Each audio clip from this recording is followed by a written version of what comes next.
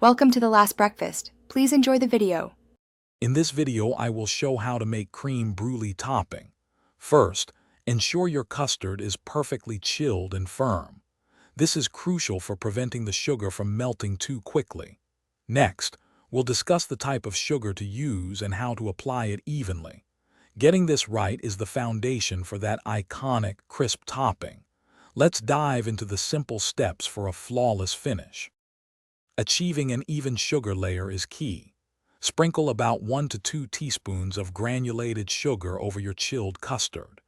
Gently tilt the ramekin to ensure the sugar covers the entire surface in a thin, consistent layer. This prevents burnt spots and ensures a beautiful, uniform caramel. Remember, less is often more for that perfect crack. Hey everyone, if you're finding this video helpful, please hit that like button and subscribe for more great content. Quick recommendation: make meal prep easy with these fantastic leak-proof containers. They're perfect for storing your delicious creations, whether it's custard or your next healthy lunch. Check the description for the link and other amazing deals. Now, let's get back to the video. Now for the fun part, torching. Hold your kitchen torch about 3 to 4 inches from the sugar surface. Move the flame continuously in small, circular motions. This ensures even heating and prevents burning.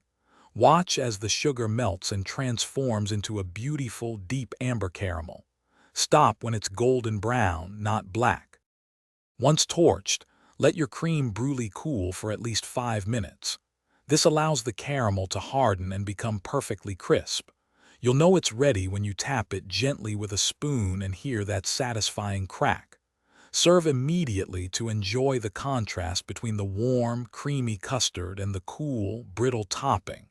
Pure delight. Thanks for watching. Consider subscribing if we helped you today.